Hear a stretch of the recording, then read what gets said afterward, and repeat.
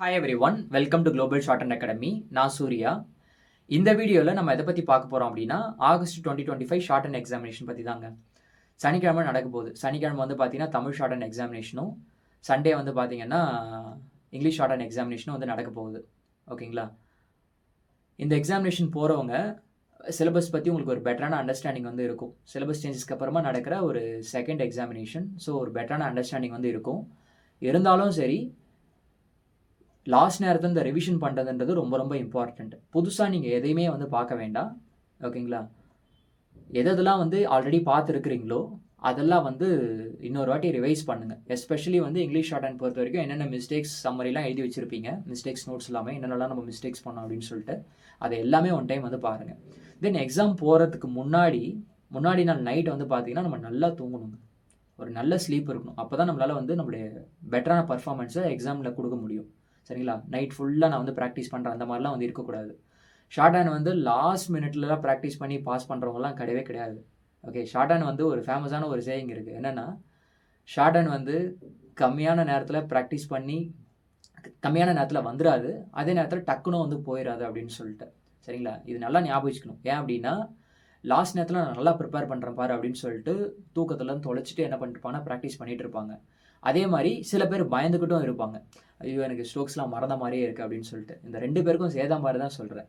Short hand 2 நாளில் வந்துடாது, 2 நாளில் நம்மளை விட்டு போகிற மாதிரியே இருக்காது. உங்களுக்கு வந்து ஒரு மாதிரி ஸ்ட்ரோக்ஸ்லாம் மறந்த மாதிரி இருக்குது அப்படின்னா, நீங்கள் வந்து எதனா ஒரு நல்ல தெரிஞ்ச ஸ்பீடு, ஈஸியான ஸ்பீடு வந்து எழுதி பாருங்கள். நீங்கள் எக்ஸாம் போகிற வேர்ட்ஸ் பர் மினிட்லேருந்து கொஞ்சம் குறைச்சி கூட எழுதி பார்க்கலாம். ஓகேங்களா? நம்மளே நம்மளை வந்து ஏமாற்றிட்டு இருப்போம். ஐயோ, நம்மளுக்கு ஸ்ட்ரோக்ஸ்லாம் மறந்து போச்சுன்னு சொல்லிட்டு. அப்படிலாம் கிடையாது. அதெல்லாம் வந்து பிலீவே பண்ணாதீங்க. சரிங்களா? எக்ஸாம் போகிறதுக்கு முன்னாடி நாள் நல்லா தூங்கிட்டு, எக்ஸாம் டே அன்றைக்கி வந்து பார்த்தீங்கன்னா நல்லா மார்னிங் வந்து லைட்டாக சாப்பிட்டுட்டு, ஓகேங்களா, எக்ஸாமினேஷன் சென்டருக்கு 1 ஹவர் முன்னாடி வந்து போயிடணும். டைமிங்ஸ்லாம் பார்த்துருப்பீங்க. லாஸ்ட் எக்ஸாமினேஷன் வந்து நடந்த டைமிங்ஸ் வேறு, இப்போ வந்து இருக்கிற டைமிங்ஸ் வந்து வேறு. உங்களுடைய ஹால் டிக்கெட்டில் அதெல்லாம் மென்ஷன் பண்ணியிருப்பாங்க. அதெல்லாம் கொஞ்சம் கரெக்டாக பார்த்துக்கோங்க. 1 ஹவருக்கு முன்னாடி நீங்கள் வந்து போயிடணுங்க. ஏன்னா அரை மணி நேரத்துக்கு முன்னாடி உள்ளே வந்து கூப்பிட்ருவாங்க. ஓகேங்களா?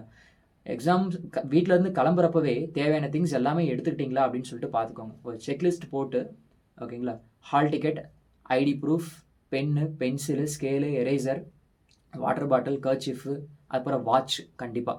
இது எல்லாத்தையுமே நீங்கள் வந்து பார்த்தீங்க அப்படின்னா கொண்டு போகணும். ஓகேங்களா? வேணும்னா ரைட்டிங் பேடு கூட கொண்டு போகலாம். அதில் எதுவும் கிறுக்காமல் இருந்துச்சுன்னா நீங்கள் தாராளமாக ரைட்டிங் பேடு கூட கொண்டு போகலாம். ஓகேங்களா? அங்கே போயிட்டு யார்கிட்டையுமே எதையுமே கேட்குற மாதிரி வந்து வச்சுக்கக்கூடாதுங்க. ஓகே, அங்கே இருக்கிறவங்க வந்து பார்த்தீங்கன்னா இந்த எக்ஸாம் பர்ஃபெக்ட் சக்ஸஸ்ஃபுல்லாக கண்டக்ட் பண்ணிடணும் அப்படின்னு சொல்லிட்டு மும்மரமாக இருப்பாங்க. அவங்கள வந்து நம்ம டிஸ்டர்ப் பண்ணோம் அப்படின்னா அவங்க நம்மளை வந்து ரொம்ப வச்சு செஞ்சுருவாங்க. சரிங்களா? உங்களுக்கு எக்ஸாம் ஹாலில் எதனா உங்களுக்கு டவுட் இருந்துச்சு அப்படின்னா, இல்லைனா எதனா இன்கன்வீனியண்ட்டாக இருந்துச்சு அப்படின்னா நீங்கள் கண்டிப்பாக வந்து இன்விஜிலேட்டர்கிட்ட கேட்கலாம். ஓகே, அங்கே வர 50% இன்விஜிலேட்டர்ஸ்க்கு வந்து பார்த்தீங்கன்னா ஷார்ட் ஹேண்ட் பார்த்தீங்கன்னா ஒரு புரிதல் வந்து இருக்காது. நீங்கள் அவங்களுக்கு பொறுமையாக எக்ஸ்பிளைன் பண்ணிங்கன்னா தான் அவங்க வந்து நம்மளுக்கு ரெஸ்பாண்ட் பண்ணுவாங்க. அதர்வைஸ் வந்து பார்த்தீங்கன்னா 2 பேரும் முட்டிட்டு தான் இருப்போம். சரிங்களா? அதனால் முடிஞ்ச வரைக்கும் அவங்கக்கிட்ட எல்லாமே ரெஸ்பெக்ட் கொடுத்துட்டு கேளுங்க. அப்போ தான் அவங்க நம்மளுக்கு நல்லா ரெஸ்பாண்ட் பண்ணுவாங்க. சரிங்களா? இது ஒன்று பார்த்துக்கோங்க. தென் கிளம்புறப்போ சொல்கிறேன் இல்லையா, முடிஞ்ச வரைக்கும் தனியாக போங்க எக்ஸாம் சென்டருக்கு. ஓகே, ஏன்னா நம்ம கூட வரவங்க ப்ராக்டிஸ் பண்ணிவிட்டு வருவாங்களானே தெரியாது. ஓகே, ஒரு 4-5 மாதமாச்சு ஷார்ட் அண்ட் ப்ராக்டிஸ் பண்ணால் மட்டும்தான் எக்ஸாம் கிளியர் பண்ண முடியும். அது உங்களுக்கு நல்லாவே தெரிஞ்சிருக்கும். ஃபஸ்ட் டைம் எக்ஸாம் போகிறவங்களுக்கு மேபி கிளியர் பண்ணிடலான்னு ஒரு கான்ஃபிடென்ட்டோடு வருவாங்க. பட் ஆல்ரெடி எக்ஸாம் போனவங்களுக்கு நல்லாவே தெரியும், ஒரு 4-5 மாதம் ப்ராக்டிஸ் பண்ணால் மட்டும்தான் எக்ஸாம் பாஸ் பண்ணுறதுன்றது கொஞ்சம் ஈஸியாக இருக்கும். அதர்வைஸ் செகண்ட் அட்டம்ப்டோ தேர்ட் அட்டம்ப்டோ அந்த ப்ரீவியஸ் எக்ஸ்பீரியன்ஸ் வச்சுட்டு கிளியர் பண்ணுவாங்க. பட் ஃபஸ்ட் அட்டம்ப்டில் போகிறவங்க வந்து ஒரு 4-5 மாதம் கண்டிப்பாக வந்து ஸ்பீட் ப்ராக்டிஸ் பண்ணியிருந்தால் தான் கிளியர் பண்ண முடியும். பிரச்சனை என்னென்னா, நம்ம கூட வரவங்க ப்ராக்டிஸ் பண்ணிவிட்டு வந்திருப்பாங்களானே தெரியாது. அவங்க பாட்டு எதனா ஒன்று பேசிகிட்டு இருப்பாங்க. அவங்கள வந்து குறைச்சிக்கிட்டே அவங்க வந்து பேசிகிட்டு இருப்பாங்க. நம்மளும் நான் நல்லா பண்ணிட்டேன், நான் சூப்பராக ப்ராக்டிஸ் பண்ணியிருக்கேன்னு சொல்லிட்டு நம்மளை சொல்ல வைக்கணும்னு ட்ரை பண்ணுவாங்க. பட் நம்ம கொஞ்சம் என்ன பண்ணுவோம், அண்டர் பெர்ஃபார்ம் பண்ணுவோம். இல்லை நான் பண்ணல அப்படின்னு சொல்லிட்டு. இது என்னென்னா சைக்காலஜிக்கலாக அஃபெக்ட் ஆகிடும். நம்ம சரியாக நம்ம வந்து சரியாக ப்ரிப்பேர் பண்ணல அப்படின்னு சொல்லிட்டு. எதுக்கு இந்த மாதிரி இதெல்லாம் தேவையே இல்லை. முடிஞ்ச வரைக்கும் தனியாக போங்க. ஃபோக்கஸ்டாக இருப்போம் தனியாக இருக்கணுன்ற பட்சத்தில். சரிங்களா? எக்ஸாம் சென்டருக்கு போயிட்டு ஒரு ஸ்பீடு அங்கே எழுதி பாருங்கள். ஹால்லையோ இல்லைனா வந்து அந்த கேம்பஸ்லேயோ ஒரு ஸ்பீடு ஹெட்செட்டில் போட்டுட்டு எழுதி பாருங்கள், யாரையும் டிஸ்டர்ப் பண்ணாமல். நீங்கள் எழுதின ஸ்ட்ரோக்ஸ் உங்களால் படிக்க முடியுதான்னு சொல்லிட்டு பாருங்கள். அதுவே போதுமானது. அப்படி நீங்கள் பண்ணிங்கனாலே உங்களுடைய ஆங்ஸைட்டி மொத்தமாக குறைஞ்சி போயிடும். சரிங்களா? எக்ஸாம் ஹாலில் எந்த ஒரு பிரச்சனையும் பண்ணக்கூடாது. சில பேர் ஆர்வமாக வந்து ரொம்ப இதுவாக இருப்பாங்க, ஆக்டிவாக வந்து இருப்பாங்க. யாருமே கண்டுக்காதீங்க. ஒருத்தர் ஒரு ஒரு மாதிரி பண்ணிட்டுருப்பாங்க. இப்போ வந்து ஸ்பீக்கரில் தான் டிக்டேஷன் போடுறாங்க இல்லையா, லாஸ்ட் ஒரு 4 இயர்ஸாக. ஆடியோ எழுதி முடித்த உடனே தலையில் கை வைப்பாங்க. நம்மளுக்கே ஒரு மாதிரி ஆயிரும், என்னடா இது அப்படின்னு சொல்லிட்டு. ஓகே, ஒருத்தர் ஒரு ஒரு ரியாக்ஷன் கொடுத்துட்டு இருப்பாங்க, போச்சுடா அப்படின்னு சொல்லிட்டு. ஒரு சில பேர் அழ ஆரம்பிச்சிருவாங்க. எதையுமே நம்ம வந்து பார்க்கக்கூடாது. அப்படி பார்த்தோம் அப்படின்னா அது அப்படியே நம்மளுக்குமே வந்து தொத்திக்கும். ஓகேங்களா, ஆடியோ ப்ளே பண்ண போகிறாங்க, அதுக்குண்டான ஸ்ட்ரோக்ஸ் நம்ம வந்து எழுத போகிறோம், அதை வந்து டிரான்ஸ்கிரிப்ஷன் பண்ணி கொடுக்க போகிறோம், அவ்வளோதான். எழுதுறப்ப இந்த வாட்டி வந்து டிஜிட்டல் வேல்யூவேஷன் மெத்தடில் வந்து கரெக்ஷன் பண்ண போகிறாங்கன்னு சொல்லிட்டு இருந்தாங்க இல்லையா. ஸோ அது ரிலேட்டடாக வீடியோஸுமே நம்ம வந்து போட்டிருப்போம். கார்னர்லலாம் எழுதாதீங்க. ஓகேங்களா, மார்ஜின் போட்டு என்ன பண்ணுங்க அப்படின்னா கரெக்டாக எழுதுங்க, கார்னரில் எழுதாதீங்க. ஸோ தட் ஸ்கேன் பண்ணுறப்ப வேல்யூவேஷன் வந்து ஸ்கேன் பண்ணி தான் வந்து கரெக்ஷன் பண்ணுறவங்களுக்கு அனுப்ப போகிறாங்க. அதனால் வந்து கார்னரில் எழுதுனீங்க அப்படின்னா மிஸ் ஆகிறதுக்கு வந்து சான்ஸ் இருக்குது. தென் பேப்பர் ஃபில் பண்ணுறப்ப வந்து பார்த்தீங்கன்னா அந்த ஆன்சர் பேப்பர் வந்து உங்களுடைய கொஸ்டின் பேப்பர் கோடு, ரிஜிஸ்டர் நம்பர் கரெக்டாக வந்து மென்ஷன் பண்ணுங்க. சரிங்களா, சில பேர் வந்து அது மென்ஷன் பண்ணமா இல்லையான்னு சொல்லிட்டு தெரியாது. 1க்கு 2 வாட்டி வந்து நல்லா வெரிஃபை பண்ணிடுங்க. இது வந்து ரொம்ப ரொம்ப இம்பார்ட்டண்ட்டு. ஸோ அவங்க சொல்லியிருக்கிற டைமில் சீக்கிரமாக வந்து எழுதி முடிச்சுட்டு கண்டிப்பாக செக் பண்ணணும். நீங்கள் டிரான்ஸ்கிரிப்ஷன் பண்ணது வந்து பார்த்தீங்கன்னா கண்டிப்பாக செக் பண்ணணும்.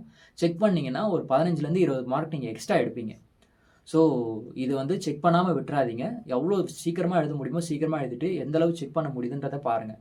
தமிழ் பொறுத்த வரைக்கும் நம்மளுக்கு சென்டென்ஸ் படித்து பார்த்தாலே ஒரு மாதிரி சென்டென்ஸ் ஃபார்ம் ஆயிருக்குன்னு சொல்லிட்டு தெரிஞ்சிடும். அதே மாதிரி தான் இங்கிலீஷ்லையுமே செக் பண்ணி பார்க்கணும். இங்கிலீஷில் பொறுத்த வரைக்கும் நம்ம எழுதின ஸ்ட்ரோக்ஸ் எல்லாம் டிரான்ஸ்கிரிப்ஷன் பண்ணிடுவோம், பட் அது சென்டென்ஸே ஃபார்ம் ஆயிருக்காது. அந்த மாதிரி வச்சுட்டு வந்தோம்னு வச்சுக்கோங்களேன், நிறைய மிஸ்டேக்ஸ் தான் வந்து இருக்கும். அதனால் வந்து கண்டிப்பாக வந்து என்ன பண்ணணும்னா ஒன் டைம் வந்து செக் பண்ணியே ஆகணும். செக் பண்ணிங்கன்னா எக்ஸ்ட்ரா ஒரு 10-15 மார்க் எடுக்கிறதுக்கு வந்து சான்ஸ் வந்து இருக்குது. ரெண்டாவது, ஸ்ட்ரோக்ஸ் அந்த இது வந்து கொடுப்பாங்க இல்லையா, ஒரு பில் புக் மாதிரி ஒன்று வந்து கொடுப்பாங்க, ஷார்ட் ஹேண்ட் நோட்டு. அதெல்லாம் வந்து பார்த்தீங்க அப்படின்னா ஸ்ட்ரோக்ஸ் எழுத வேண்டிய இடத்துல எங்கேயுமே வந்து தமிழ்லையோ இங்கிலீஷ்லையோ வார்த்தைகளை வந்து எழுதக்கூடாது. அப்படி எழுதுனீங்கன்னா அது மால் ப்ராக்டிஸ், புக் பண்ணிடுவாங்க, ரிசல்ட் விட மாட்டாங்க. அதுக்கப்புறம் கமிட்டி வச்சு உங்களை நேரில் கூப்பிட்டு என்ன அப்படின்னு சொல்லிட்டுலாம் வந்து கேட்பாங்க. அதே மாதிரி பேப்பர் கட்டி கொடுக்குறப்ப வந்து பார்த்தீங்க அப்படின்னா பெண்ணை வச்சு குத்தாதீங்க, அவங்ககிட்ட பஞ்சிங் மிஷின் வந்து கேளுங்க. ஓகேங்களா, பென் வச்சு குத்துறப்ப அந்த நூலில் வந்து ப்ளூ மாட்டிக்கிச்சுன்னு சொல்லிட்டு ஒரு 2 எக்ஸாமுக்கு முன்னாடி ஒரு 100 பேரோ 150 பேரோ டோட் ஆஃபீஸ்க்கு வந்து கூப்பிட்டு இது என்னது, இது ஏதோ மார்க் மாதிரி இருக்குது, எதனா மால் ப்ராக்டிஸில் இன்வால்வ் ஆகியிருக்கீங்களா அப்படின்னு சொல்லிட்டுலாம் கமிட்டி வச்சு அதுக்கப்புறமா தான் ரிசல்ட் வந்து விட்டாங்க. இந்த மாதிரியான சின்ன சின்ன விஷயங்கள் தான் இது.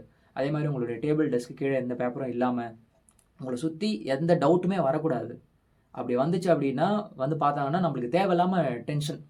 அவங்க வந்து நம்ம இருக்கிறதே ஒரு எக்ஸ்ட்ரா டைம்லாம் கொடுக்க மாட்டாங்க யாருன்னா வந்து பேசுகிறப்ப. சரிங்களா, நம்மளை சுற்றி வந்துட்டாங்கன்னு வச்சுக்கோங்களேன், நம்ம அவங்களுக்கு ரெஸ்பான்ஸ் பண்ணுற மாதிரி வந்து இருக்கும். அப்போ அந்த டைம்லாம் வேஸ்ட் ஆகுது இல்லையா. இந்த டைமில் எங்கே போவோம், நம்ம டிரான்ஸ்கிரிப்ஷன் பண்ணுறதுக்கு டைம் பத்தாமல் வந்து போயிடும். அதனால் வந்து இந்த மாதிரியான சின்ன சின்ன விஷயங்கள்லாம் வந்து நம்ம தான் கொஞ்சம் பார்த்து வந்து பண்ணிக்கணும். சரிங்களா, ஸோ எழுதி முடிச்சுட்டு கண்டிப்பாக வந்து எல்லாமே ஒன் டைம் எழுதியிருக்கோமான்னு சொல்லிட்டு செக் பண்ணிவிட்டு, முடிஞ்சால் எவ்வளோ வேர்ட்ஸ்ன்னு சொல்லிட்டு நம்மளுக்கு தெரியும், எத்தனை வார்த்தைகள் எழுதியிருக்கோன்னு சொல்லிட்டு பாருங்கள். வெளியே வந்துட்டு யார்கிட்டையுமே டிஸ்கஸ் பண்ணாதீங்க. அந்த எக்ஸாம் முடிச்சுட்டு அடுத்த எக்ஸாம் ப்ரிப்பேர் பண்ணுற வழியை நம்ம வந்து பார்க்கணும். ஓகேங்களா, அதை விட்டுட்டு நம்ம வந்து இந்த வார்த்தை எழுதுனியா இந்த வார்த்தை எழுதுனியான்னு கேட்டுட்டு இருந்தோன்னா வேலைக்கு ஆகாது. சரிங்களா, நம்மளுடைய ஒர்க்கு அங்கே யுவர்ஸ் ஃபெய்த்ஃபுல்லியோ தங்கள் நம்பிக்கையுடன் எழுதுகிற வரைக்கும் தான் நம்மளுடைய ஒர்க்கு. அதுக்கு மேலே வந்து பார்த்தீங்க அப்படின்னா ஒன் டைம் செக் பண்ணிவிட்டு கொடுத்துட்டு வந்துடுவோம். அதுக்கு மேலே டிஸ்கஸ் பண்ணுறதுக்கு எதுவும் கிடையாது. நீங்கள் English short and senior great பண்ணுறீங்க அப்படின்னா அடுத்து டிஎன்பிஎஸ்சி படிக்கிறதோ இல்லைனா ஹை ஸ்பீட் பண்ணுறதோ நீங்கள் வந்து பார்ப்பீங்க. மற்றவங்க வந்து உடனே அடுத்த கிரேடுக்கு ப்ராக்டிஸ் பண்ண ஸ்டார்ட் பண்ணிடணுங்க. இப்போ உங்களுக்கு ஒரு நல்ல புரிதல் கிடச்சிருக்கும் லாஸ்ட் நேரத்தில் ப்ரிப்பேர் பண்ணுறவங்களுக்கு. இன்னும் ஒரு 1 மந்த் எக்ஸ்ட்ரா டைம் கிடச்சதுன்னா பெட்டராக ப்ரிப்பேர் ஆகிருக்கலாமே, இன்னும் ஒரு 1 வீக் கிடச்சதுன்னா என்ன நல்லா பெட்டராக ப்ரிப்பேர் ஆகிருக்கலாமே அப்படின்னு சொல்லிட்டு. அது 100% உண்மை. 6 மந்த்து ஃபுல்லாக யார் யூட்டிலைஸ் பண்ணுறாங்களோ அவங்களால தான் ஷார்ட் அண்ட் கிளியர் பண்ண முடியும். மற்றவங்க எல்லாருமே வந்து பார்த்தீங்கன்னா அட்டெம்ப்ட் போயிட்டே இருக்கும். நீங்கள் ஷார்ட் ஹேண்டுன்னு சொல்லிட்டு உள்ளே வந்துட்ட உடனே 6 மந்த்து இதுக்கு டெடிக்கேட்டடாக உட்காரணும். குறைஞ்சது பர் டே வந்து ஒரு 2லேருந்து ஒரு 3 மணி நேரமாச்சு ஒரு சப்ஜெக்ட் நீங்கள் வந்து ஸ்பெண்ட் பண்ணிங்கன்னா தான் கிளியர் பண்ண முடியும். அதர்வைஸ் வந்து கஷ்டம். இந்த ஒரு விஷயத்த மைண்டில் நல்லா ஏற்றிக்கிட்டு அடுத்த கிரேட் ப்ராக்டிஸ் பண்ணுறவங்க பாருங்கள். ஓகே, முடிஞ்ச வரைக்கும் நோட்டிஃபிகேஷன் வரத்துக்குள்ளே வந்து பார்த்தீங்க அப்படின்னா நாம் வந்து ஸ்பீட் பிக்கப் பண்ணி வச்சிடணும். ஓகே, ஃப்ரீயாக டைம் இருக்கிறப்பவே எதனா அது ஒன்று பண்ணுறது இது ஒன்று பண்ணுறதுன்னு சொல்லிட்டு பண்ணிட்டு இருந்தோன்னா கஷ்டம். இதை நீங்கள் வந்து அக்னாலேஜ் பண்ணுவீங்கன்னு நினைக்கிறேன். சரிங்களா, முடிஞ்ச வரைக்கும் என்ன பண்ணுங்கள் அப்படின்னா அடுத்த எக்ஸாமினேஷனோட ப்ரிப்பரேஷனை ஒரு 1 வீக்லேயே வந்து ஸ்டார்ட் பண்ணுறது கொஞ்சம் கரெக்டாக வந்து இருக்கும். தென் இந்த எக்ஸாமினேஷனுக்கு போதுமான அளவு உங்களுக்கு ஐடியாஸ் வந்து சொல்லியிருக்கேன்னு நினைக்கிறேன். இதுக்கேற்ற மாதிரி வந்து பிளான் பண்ணிக்கோங்க. சரிங்களா, ஷார்ட் ஹேண்ட் வந்து சில பேர் ரொம்ப நாளாக பண்ணிட்டுருக்காங்க. எதனாலன்னா இந்த ரீசன் தான். அப்படியே பிரேக் விட்டு அது படிக்கிறேன், இது படிக்கிறேன் அப்படின்னு சொல்லிட்டு பிரேக் விட்டுட்டே வரவே தான் அவங்களால வந்து கம்ப்ளீட் பண்ண முடியாத மாதிரி வந்து இருக்குது. 2வது, இப்போ நீங்கள் இங்கிலீஷ் ஜூனியர் லெவல் போகிறீங்க அப்படின்னா ஓரளவு வந்து இங்கிலீஷ் நாலேஜ் ரொம்ப இல்லைனாலும் கிளியர் பண்ணிடலாம். பட் இங்கிலீஷ் இன்டரோ இல்லைனா இங்கிலீஷ் சீனியர் கிரேடோ இல்லைனா ஹை ஸ்பீட் லெவல்லாம் போகிறப்ப கண்டிப்பாக வந்து இங்கிலீஷ் நாலேஜையும் டெவலப் பண்ணிக்க வேண்டி இருக்குது. அது பண்ணாமல் கிளியர் பண்ணுறதுன்றது ரொம்பவே கஷ்டம். சரிங்களா? அப்போது அந்த 6 மாதம் ப்ராப்பராக வந்து யூட்டிலைஸ் பண்ணுறப்ப மட்டும்தான் அந்த மாதிரியான விஷயங்களை நம்மளால் கெயின் பண்ண முடியும். சரிங்களா? ஸோ நிறைய விஷயங்கள் இருக்குது. நம்ம அடுத்தடுத்த வீடியோஸில் வந்து பார்த்தீங்க அப்படின்னா உங்களுக்கு நான் வந்து எப்படிலாம் ப்ரிப்பேர் பண்ணுறதுன்னு உங்களுக்கு வந்து சொல்கிறேன். தென் நம்ம சேனலுமே வந்து நிறைய டிக்டேஷன்ஸுமே வந்து அப்லோட் பண்ணியிருக்கோம். 6 minutes, 6:30, 7, even echo dictations, shortcuts, okay, second paper ரிலேட்டடான கண்டென்ட்ஸ் அப்படின்னு சொல்லிட்டு எல்லா கிரேடுக்குமே வந்து கொஞ்சம் கொஞ்சமாக வந்து அப்லோட் பண்ணிகிட்ருக்கோம். அதையுமே வந்து நீங்கள் வந்து எழுதிட்டு இருப்பீங்கன்னு நினைக்கிறேன். எழுதாதவங்க அதையுமே வந்து எழுதி பாருங்கள். சரிங்களா? ஓவராலாக உங்களுடைய ப்ரிப்பரேஷன்ஸ் எப்படி இருந்துச்சுனாலுமே சரிங்க, இந்த ஷார்ட் அண்ட் எக்ஸாமினேஷன் ப்ரிப்பரேஷன்ஸ் எவ்வளோ மந்த் நீங்கள், நான் ஆல்ரெடி சொல்லிட்டேன் 6 months 4 months இது மாதிரிலாம் ப்ராக்டிஸ் பண்ணியிருக்கணும் அப்படின்னு சொல்லிட்டு. பட் ஃபைனலாக இந்த எக்ஸாமுக்கு நீங்கள் எவ்வளோ ப்ரிப்பேர் பண்ணியிருக்கீங்களோ அது இருக்கட்டும். ஓகே, நல்லா பாசிட்டிவாக போங்க.